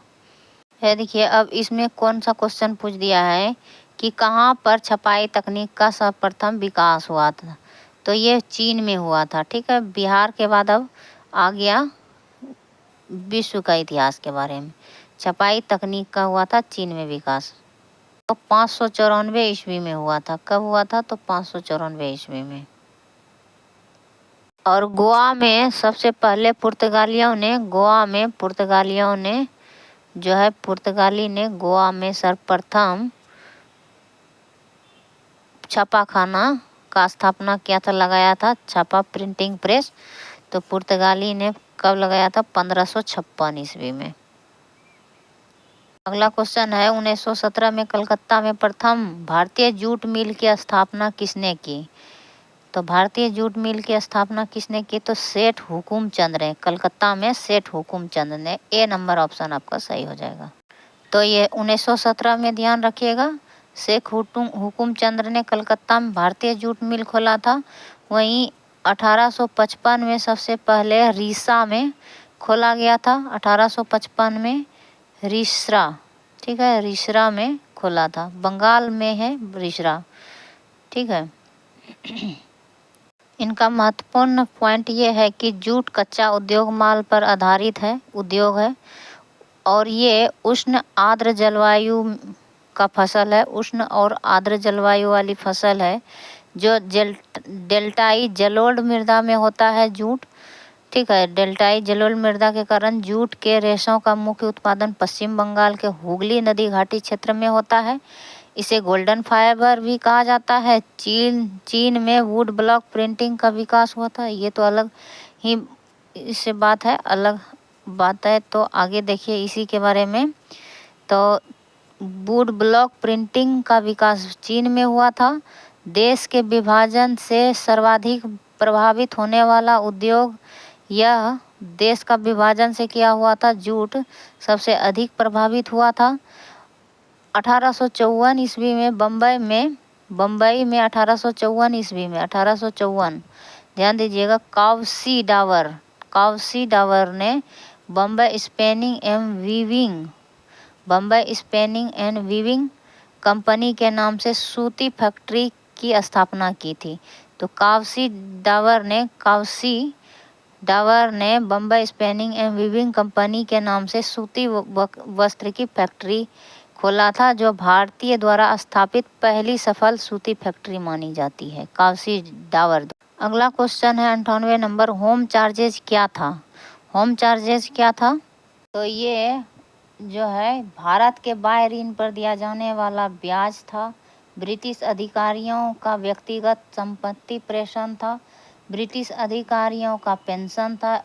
उपयुक्त में एक से अधिक हो जाएगा, ठीक है। इसका महत्वपूर्ण फैक्ट है कि होम चार्जेस का मतलब हुआ गृह शुल्क। भारत की ओर से राज्य सचिव द्वारा ब्रिटेन में किए गए व्यय, ब्रिटेन में जो भी राज्य सचिव द्वारा व्यय को संदर्भित करता है। औपनिवेशिक शासन काल के समय 1813 का चार्टर अधिनियम के तहत होम चार्जेज 1813 में चार्टर एक्ट के तहत होम चार्जेज ने भारत से धन निकासी का एक महत्वपूर्ण हिस्सा बनाया, जिसमें निम्नलिखित शामिल था। इसके अंतर्गत क्या क्या था? तो देखिए कि पूर्वी भारत के स्टॉक पर लाभांश, ऋण पर ब्याज, पूर्वी भारत के स्टॉक पर लाभांश और ऋण पर ब्याज, ऋण पे भी ब्याज लिया जाएगा, ठीक है। और भारत कार्यालय लंदन में अधिकारियों और प्रतिष्ठानों इमारतों के वेतन पेंशन से बचत। आगे है ईस्ट इंडिया कंपनी के शेयर धारकों को लाभांश, जो इसमें शेयर धारक है उनका लाभांश। भारत से ब्रिटिश सैनिकों की परिवहन लागत, ब्रिटिश सैनिक जितना है इनके परिवहन आने जाने की खर्चा। अवनींद्रनाथ, आगे देखिए अब ये सब सारे सवाल क्या है, तो 9 दिसंबर 1923 ईस्वी को पूछा गया। ये सब पिछले वर्ष जो है प्रीवियस ईयर में पूछा गया क्वेश्चन है, ठीक है। पिछले साल का क्वेश्चन पूछा गया हुआ है सारे के सारे। 99 नंबर क्वेश्चन है, किसने स्वदेशी आंदोलन की प्रेरणा हेतु भारत माता की पेंटिंग चित्रित की थी? तो अवनींद्रनाथ टैगोर थे, एक पेंटर थे, पेंटिंग करते थे, ठीक है।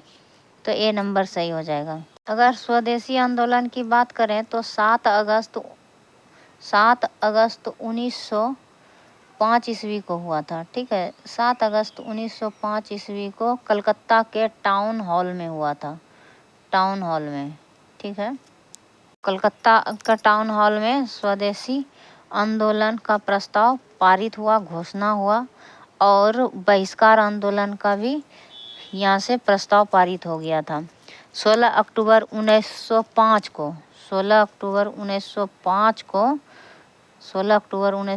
को क्या हुआ था? बंगाल विभाजन की घोषणा प्रभावी हो गया था। 16 अक्टूबर को प्रभावी रूप से लागू हो गया, प्रभावी हो गया था 16 अक्टूबर को।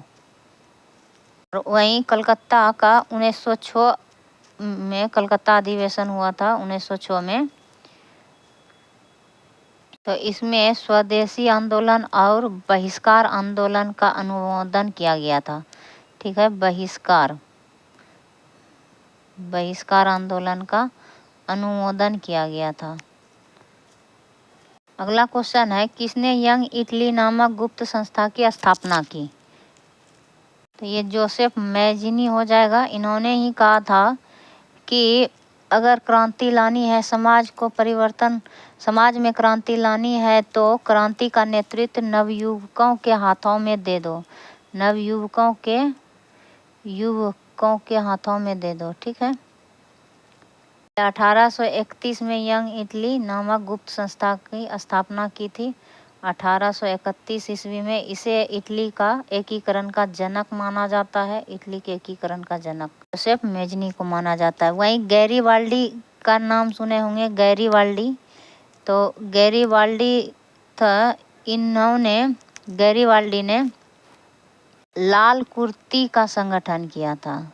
लाल कुर्ती, एक लाल कुर्ती दल था जो कि खान अब्दुल गफ्फार खान ने किया था। तो ये गैरीबाल्डी ने लाल कुर्ती नाम से एक सेना का संगठन किया था। विक्टर एमिलियन सार्डिनिया का शासक था। इटली के एकीकरण का श्रेय मैजिनी काउंट काबूर।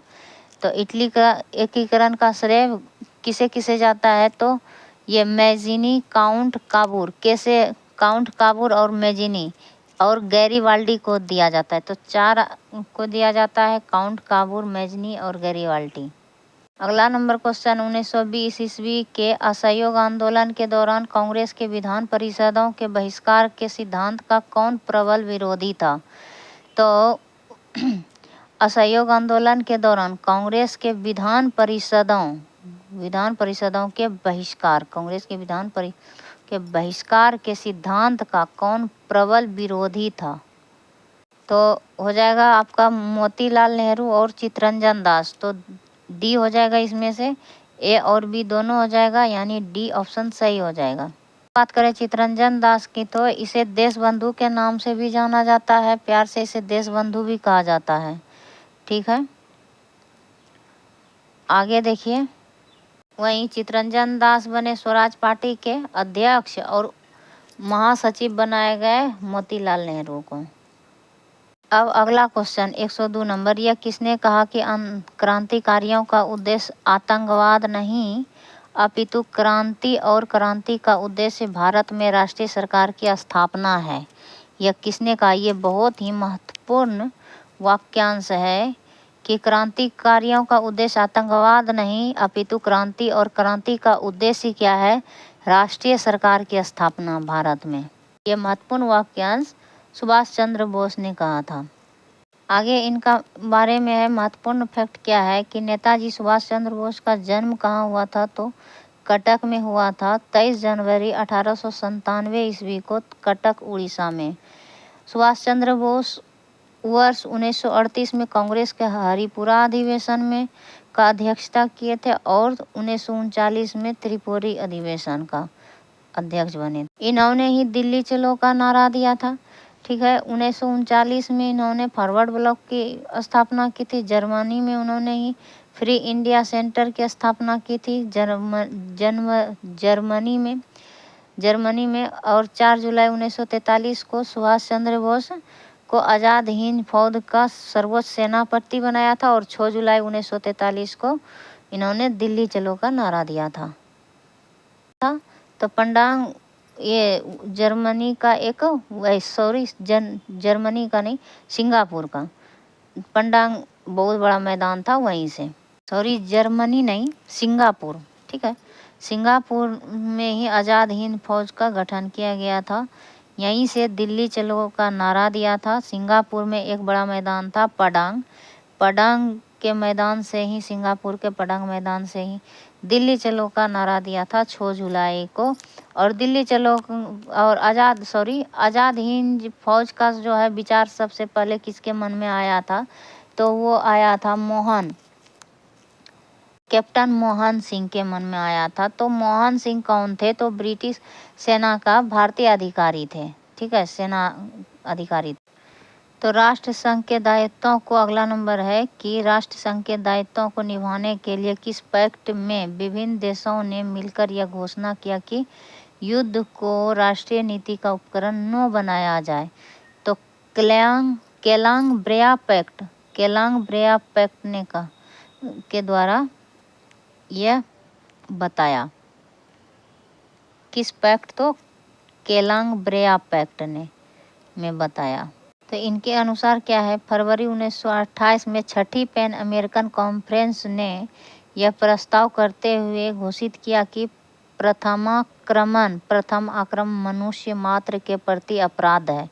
पहली बार जो आक्रमण करेगा वह मनुष्य मात्र के प्रति आक्रमण है, किसने कहा, किस पैक्ट के द्वारा कहा गया, तो केलंग ब्रेया पैक्ट के अनुसार। प्रत्येक प्रथम आक्रमण प्रतिषिद्ध है, पहले कोई भी आक्रमण अगर करेगा वो निषिद्ध है, इस कारण निषिद्ध है। ठीक है, इन्हीं विचारों के साथ प्रयत्नों को केलंग ब्रेया समझौते के रूप में प्रदान किया गया। अगला पॉइंट है, इसे पेरिस समझौता भी कहा जाता है। केलंग ब्रेया पैक्ट 27 अगस्त 1928 ईस्वी को 15 देशों के प्रतिनिधियों ने हस्ताक्षर किया था। राष्ट्र संघ की स्थापना 1 जनवरी 1920 ईस्वी को किया गया था। राष्ट्र संघ का मुख्यालय जेनेवा में है, 1920 में किया गया था। अगला क्वेश्चन देखिए, औद्योगिक क्रांति के संदर्भ में कार्डिंग शब्द किसे इंगित करता है। कार्डिंग शब्द जो है किसे, औद्योगिक क्रांति के संदर्भ में कार्डिंग शब्द किसे इंगित करता है। कार्डिंग शब्द कटाई को इंगित करता है। ठीक है, तो उस प्रक्रिया को जिसमें कपास या ऊन की कटाई की जाती, तो बी नंबर ऑप्शन आपका सही है। और यह औद्योगिक क्रांति जो है सूती कपड़ा उद्योग से शुरू हुआ, ब्रिटेन से।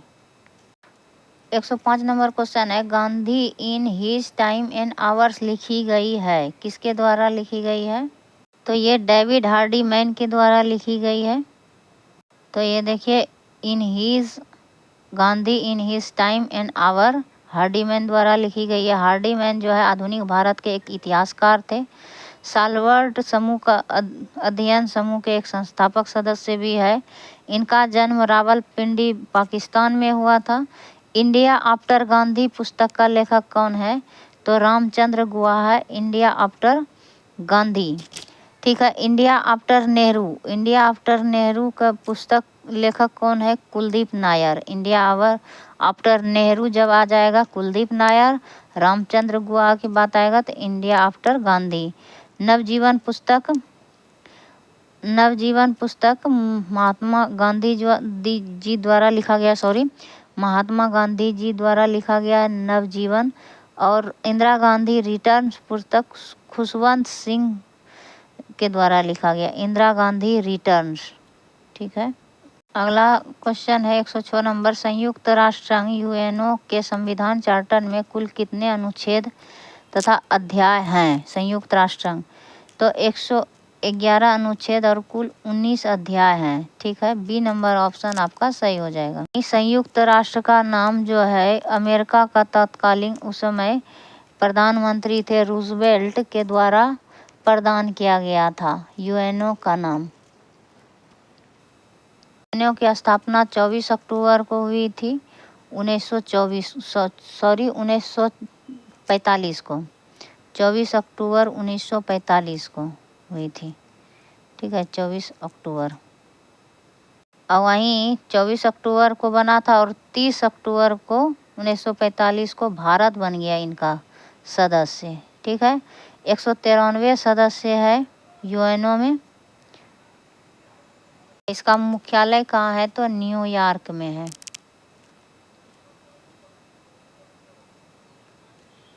ब्रिटेन वुड्स सम्मेलन का मुख्य उद्देश्य क्या था, 107 नंबर क्वेश्चन। तो इसमें जो है औद्योगिक विश्व में आर्थिक स्थिरता एवं पूर्ण रोजगार, ये भी सही है आपका। तो डी आप इसका सही हो जाएगा, विश्व व्यापार संगठन के माध्यम से वैश्विक आर्थिक स्थिरता लाना। ठीक है, उसके अलावा विश्व व्यापार में वैश्विक और आर्थिक स्थिरता, द्वितीय विश्व युद्ध में उपजी आर्थिक मंदी को कम करना। तो डी इसका हो जाएगा। इसके तहत क्या है, 1 से 22 जुलाई 1944 ईस्वी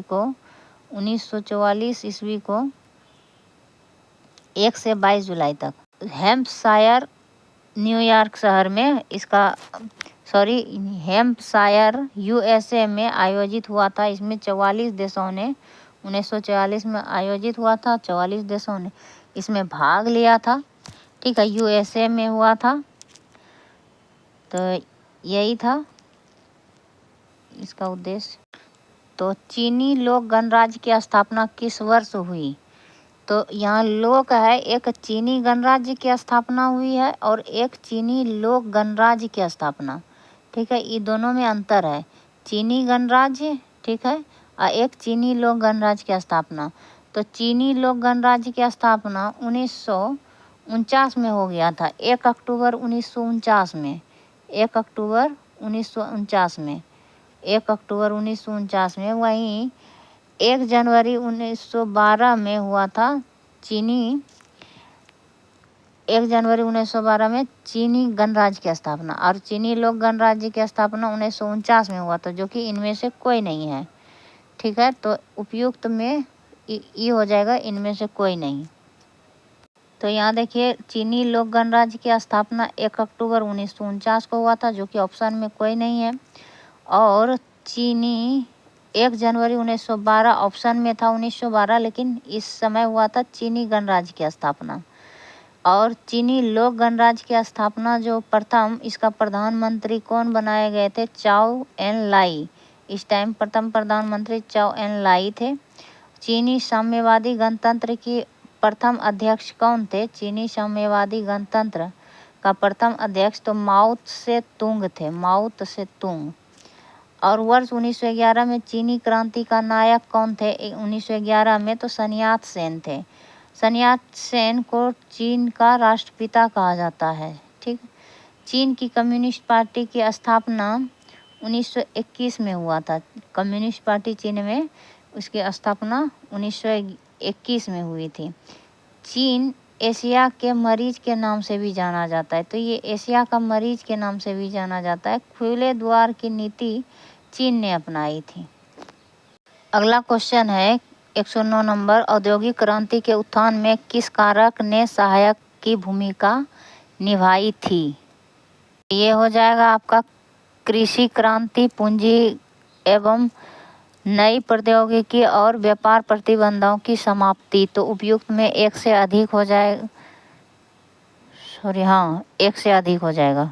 ठीक है, तो ये इंग्लैंड से शुरू हुई थी औद्योगिक क्रांति। 110 नंबर क्वेश्चन है, कौन अंतर्राष्ट्रीय न्यायालय में प्रथम भारतीय न्यायाधीश थे? तो ये BN राव जो थे प्रथम भारतीय न्यायाधीश थे, प्रथम अंतर्राष्ट्रीय न्यायालय में। और वर्तमान में दलवीर सिंह हैं, अभी अंतर्राष्ट्रीय न्यायालय में न्यायाधीश हैं दलवीर सिंह। ठीक है, तो अंतर्राष्ट्रीय न्यायालय का मुख्यालय कहाँ है? तो हेग में है, नीदरलैंड का हेग में। ठीक है, तो नीदरलैंड हेग में स्थित है। और इसमें 15 जज होते हैं। ठीक है, और सुरक्षा परिषद द्वारा 9 वर्षों के लिए चुने जाते हैं, 9 वर्षों के लिए चुने जाते हैं। ठीक है, ये हो गया। अब पूरा क्वेश्चन का एनालिसिस, फुल एनालिसिस आपको करवा दिए हैं। थोड़ा सा भी मेरा वीडियो अगर अच्छा लगे तो थोड़ा सा भी तो कमेंट ज़रूर कीजिएगा कि बहुत अच्छा है मैडम, ये आपका वीडियो इसी तरह आप लाते रहिए। हालांकि हम लाएंगे भी, लेकिन थोड़ा सा कमेंट कर दीजिएगा हल्का सा, और लाइक कर दीजिएगा प्लीज़। अभी तक एक भी वीडियो में हम लाइक करने नहीं बोले हैं, इसमें थोड़ा सा ज़्यादा एफर्ट लगाना पड़ा है। और दिल से, मतलब मन में दिल से हुआ है कि हम मेहनत करें, तो इसके लिए जो है, ऐसे हम भी पढ़ लेते, पढ़ने का है, मेरे पास भी किताब है, हम भी पढ़ लेते। लेकिन ये 1-1.5 घंटा का वीडियो जो है 3-3.5 घंटा लगा है मेरा दीदी भैया एकदम पूरे तरह से बनाने में वीडियो। और सुबह 4 बजे से जगे हैं। अगर मेरा स्टडी ब्लॉग आ जाएगा, मेरा जो आता है, तो उसमें अगर हम वीडियो एडिट करने में उतना ध्यान नहीं दे पा रहे हैं, इसीलिए तो उसमें आप देख लीजिएगा कि हम कितना बजे जगे थे। ये सब वीडियो क्योंकि ये बहुत लॉन्ग बनाना पड़ता है। ठीक है, पूरा वीडियो देखने के लिए बहुत बहुत धन्यवाद। आप सबका दिन शुभ हो, मंगलमय हो, और मस्त रहिए, व्यस्त रहिए, और अपना तैयारी करते रहिए। धन्यवाद, थैंक यू सो मच।